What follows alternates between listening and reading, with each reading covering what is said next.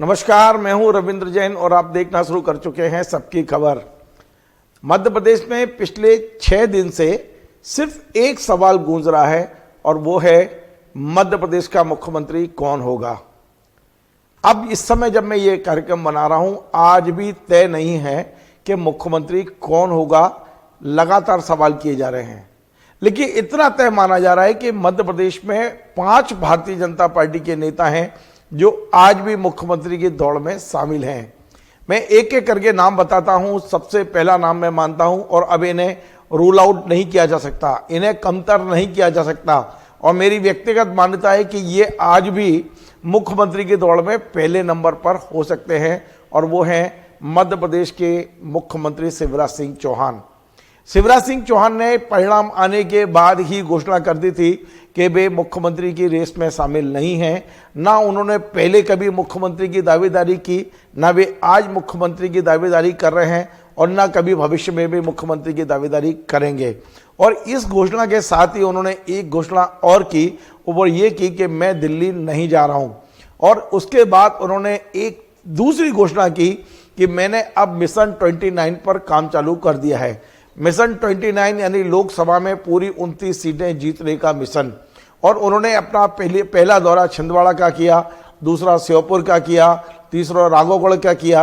यानी मुख्यमंत्री उन सीटों पर जा रहे हैं जहां उन्हें लगता है कि भारतीय जनता पार्टी पराजित हुई है, वहां कार्यकर्ताओं में मायूसी हो सकती है, तो क्यों ना उनका उत्साह बढ़ाया जाए। और शिवराज सिंह चौहान बहुत तरीके से, शिवराज सिंह जी चौहान को जानने वाले ये जानते हैं कि वे राजनीतिक से ज़्यादा उनका भाग्य काम करता है। हमने देखा था कि मुख्यमंत्री बाबूलाल जी गौर से मध्य प्रदेश के 2005 में जब गौर साहब को बदलने की बात आई थी, तब कोई उम्मीद नहीं कर सकता था कि उनसे इतने जूनियर शिवराज सिंह चौहान को ये कुर्सी मिलेगी। और देखा कि वो भाग्य का इतना ज़्यादा वो हुआ उनके साथ कि उनके भाग्य में कुर्सी थी। वे एक बार कुर्सी पर बैठे तो वे आज तक मुख्यमंत्री की कुर्सी पर बैठे हैं। बड़ी बात एक और मैं बताऊं कि भारतीय जनता पार्टी ही एकमात्र पार्टी है जो तय करती है कि कार्यकर्ताओं को कब नेता बनाना है और नेता को कब कार्यकर्ता बनाना है। आपने देखा होगा कि मध्य प्रदेश में भारतीय जनता पार्टी की ओर से 1990 के दशक में मुख्यमंत्री थे सुंदरलाल पटवा। सुंदरलाल पटवा इसके पहले 77 में भी मुख्यमंत्री रह चुके हैं। सुंदरलाल पटवा के सहयोगी कैलाश जोशी भी पहले मुख्यमंत्री रह चुके हैं। लेकिन जब सुंदरलाल पटवा और कैलाश जोशी में बंटवारा होना था कि कौन मुख्यमंत्री बनेगा, नंबर सुंदरलाल पटवा का आया और कैलाश जोशी ने उनके मंत्रिमंडल में, यानी पहले वो मुख्यमंत्री रह चुके थे, उनके मंत्रिमंडल में मंत्री बनना स्वीकार किया। पटवा जी ने उन्हें उद्योग मंत्री बनाया था।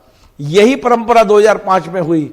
जब शिवराज सिंह चौहान मुख्यमंत्री बने तो बाबूलाल गौर जी का क्या किया जाए, और गौर साहब अड़ गए कि मैं तो मंत्री बनना को तैयार हूं। और मुख्यमंत्री से नीचे उतर के वो नगरीय प्रशासन मंत्री बनने के लिए तैयार हुए थे। ये भारतीय जनता पार्टी में संभव है, अन्य पार्टियों में मैंने अभी देखने में नहीं आया है कि इस तरह एक मुख्यमंत्री अपने उत्तराधिकारी मुख्यमंत्री की ही कैबिनेट में मंत्री बनने को तैयार हो जाए। और अभी तीसरा उदाहरण हमने महाराष्ट्र में देखा था, जहां यह तय माना जा रहा था कि भारतीय जनता पार्टी की ओर से देवेंद्र फडणवीस मुख्यमंत्री होंगे, लेकिन अचानक दिल्ली ने यह किया कि वो उप मुख्यमंत्री से संतुष्ट करना पड़ा। 5 साल तक मुख्यमंत्री रहे देवेंद्र फडणवीस, उप मुख्यमंत्री बनकर वहां अभी भी बैठे हुए हैं। बहरहाल हम बात कर रहे हैं शिवराज सिंह चौहान की। लौटते हैं, शिवराज सिंह चौहान अभी दौड़ से बाहर नहीं है। हमारे सूत्र बता रहे हैं कि आज भी जो गंभीरता से विचार चल रहा है वो शिवराज सिंह चौहान के नाम पर चल रहा है। हमारे सूत्र बता रहे हैं कि यदि विधायकों से चुनाव कराया जाएगा तो आज भी बहुमत शिवराज सिंह जी चौहान के साथ है। अब वो पार्टी क्या तय करती है, संसदीय बोर्ड ने क्या संकेत दिए होंगे, नरेंद्र मोदी जी और अमित शाह के क्या संकेत होंगे, वो हमें जानकारी नहीं है। आज पार्टी में जो स्थिति है, नरेंद्र मोदी जी और अमित शाह की जो स्थिति है, निश्चित तौर पे इनकी बात कोई टालने वाला नहीं है। लेकिन यदि इन्होंने 7 दिन का टाइम लिया है तो ये कहीं ना कहीं सहमति बनाने का प्रयास कर रहे होंगे, कहीं ना कहीं इस बात की कोशिश कर रहे होंगे कि एक समन्वय का माहौल बने। मध्य प्रदेश में केवल एक नहीं 5 नेता मुख्यमंत्री पद के दावेदार हैं और शिवराज सिंह चौहान को मैं अभी भी आपको बोल रहा हूं, शिवराज सिंह चौहान अभी दौड़ से बाहर नहीं हुए हैं। उनके नाम पर अभी भी गंभीरता से विचार चल रहा है। एक बात, दूसरी बात, विधायकों का बहुमत शिवराज सिंह के साथ है। तीसरी बात, मध्य प्रदेश में इतना बड़ा बहुमत मिला तो निश्चित तौर पे शिवराज सरकार के खिलाफ बहुत बड़ी सत्ता विरोधी लहर नहीं होगी, तभी मिला है। और ये तमाम सारी चीजें हैं और शिवराज सिंह जी चौहान ने ये तय कर लिया है कि अब उन्हें नरेंद्र मोदी और अमित शाह के साथ कदम ताल करना है। वे कर भी रहे हैं लंबे समय से, कहीं ना कहीं उनके खांचे में वो फिट भी बैठने लगे हैं। तो अभी शिवराज सिंह चौहान दौड़ से बाहर नहीं हुए हैं। दूसरा नाम नरेंद्र सिंह जी तोमर का है। नरेंद्र सिंह जी तोमर ने अब केंद्रीय मंत्रिमंडल से इस्तीफा दे दिया है और ये तय है कि मध्य प्रदेश में उन्हें केवल विधायक बनाने के लिए नहीं लाया जाएगा, निश्चित तौर पे उन्हें कोई महत्वपूर्ण जिम्मेदारी दी जाएगी। ये भी हो सकता है कि नरेंद्र सिंह तोमर को मध्य प्रदेश में विधानसभा स्पीकर बना दिया जाए, ये भी संभव है।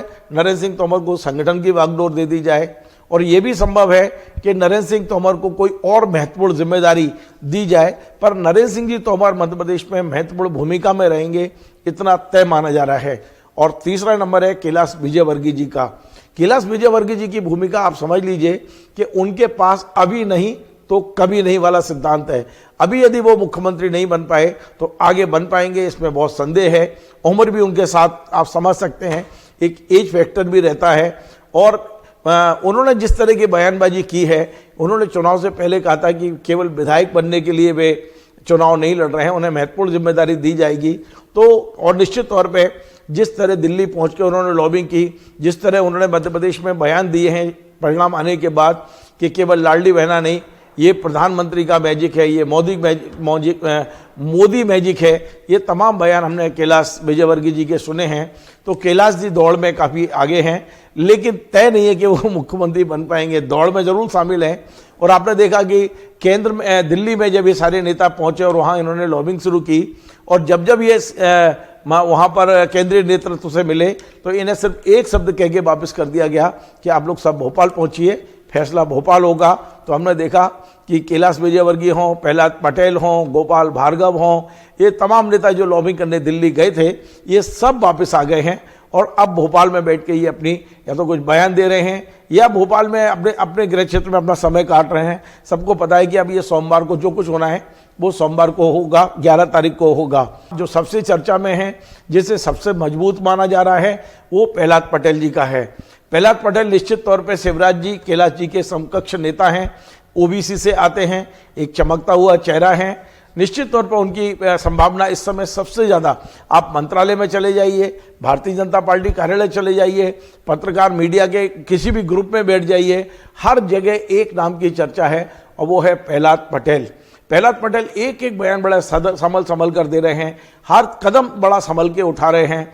और प्रहलाद पटेल के नाम पर ये चल रहा है कि वे ही मुख्यमंत्री होंगे, क्योंकि यदि शिवराज जी को बदला जाता है तो ओबीसी नेता चाहिए और ओबीसी का इस समय भारतीय जनता पार्टी के पास सबसे फ्रेश, सबसे चमकदार चेहरा प्रहलाद जी के रूप में है।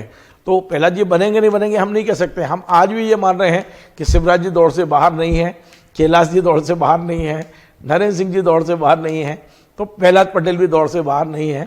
लेकिन अब प्रहलाद पटेल के बारे में फैसला सोमवार को ही होगा।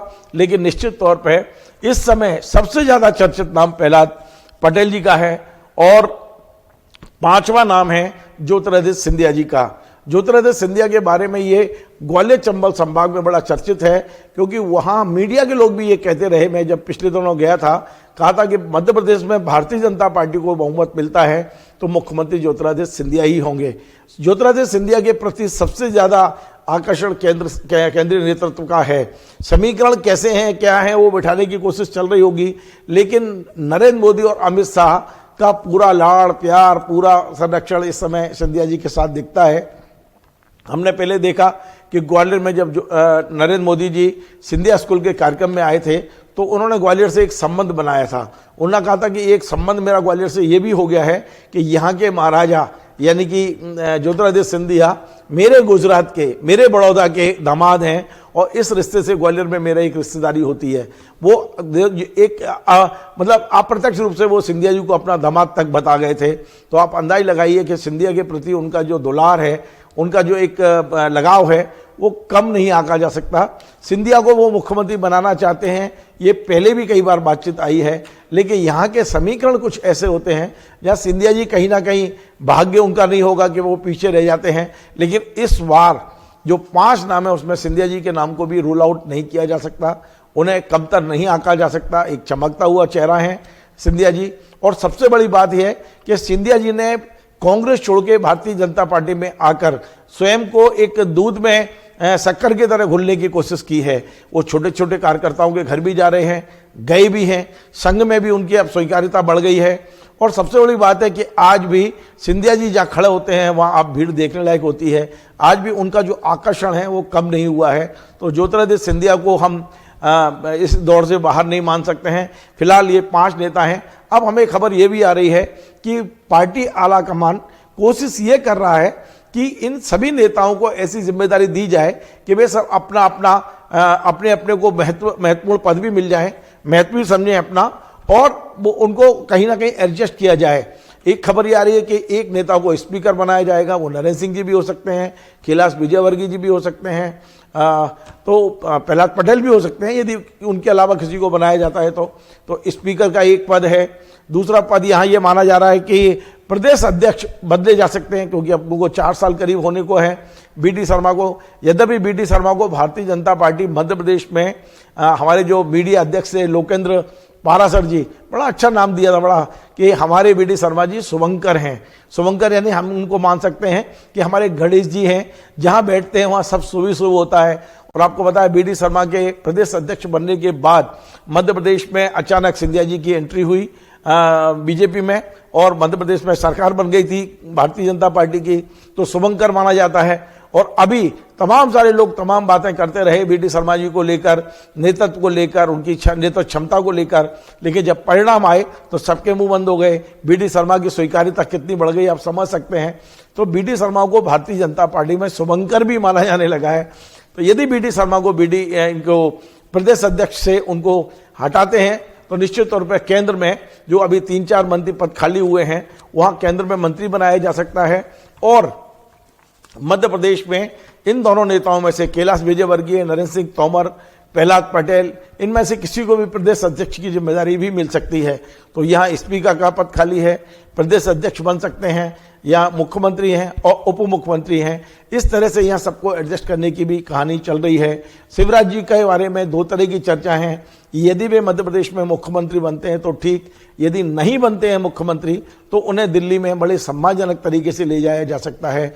दिल्ली में उनकी केंद्र में मंत्री बनाए जा सकते हैं। आपने देखा कृषि मंत्री का पद खाली है इस समय, वो कैबिनेट में चौथे नंबर के मंत्री माने जाते थे नरेंद्र सिंह जी। तो हो सकता है हमारे शिवराज सिंह जी चौहान दिल्ली में केंद्र में मंत्री हों और नरेंद्र मोदी के मंत्रिमंडल का हिस्सा भी बन सकते हैं। तो क्या होगा भी कह नहीं सकते हैं, पर ये तमाम सारी चर्चाएं हैं। मैं कोई भी निर्णय, कोई भी घोषणा, कोई भी भविष्यवाणी नहीं कर रहा हूं। मैं सिर्फ जो चर्चाएं चल रही हैं उस पर आपसे एक संवाद कर रहा हूं, बात कर रहा हूं कि ये संभावनाएं हैं क्या, मतलब। लेकिन पार्टी में जो एक और चर्चा है उस पर भी विचार आपको करना है, और वो ये है कि अमित शाह और नरेंद्र मोदी इस तरह के नेता हैं कि उनके बारे में पहले से अनुमान लगाना बहुत मुश्किल है। वे हमेशा चौंकाते हैं, और यदि उन्होंने इस बार भी चौंकाया तो ये 5 नाम के इतर भी कोई व्यक्ति मुख्यमंत्री की कुर्सी पे बैठ सकता है। यद्यपि इसकी संभावना मुझे कम है, लेकिन मैंने जैसा कहा कि वो चौंकाते हैं तो कुछ भी हो सकता है।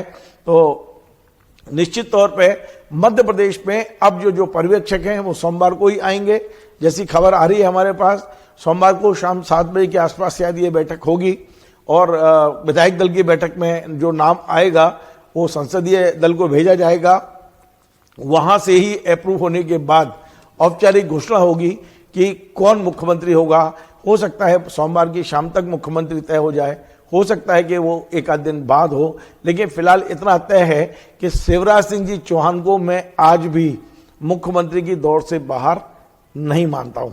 आपको हमारा ये कार्यक्रम पसंद आए, आप इसे शेयर करें, कमेंट करें, लाइक करें, और आपसे निवेदन है यदि आप इसको फेसबुक पे देख रहे हैं तो फॉलो करें, और यदि आप यूट्यूब पर देख रहे हैं तो सब्सक्राइब अवश्य करें।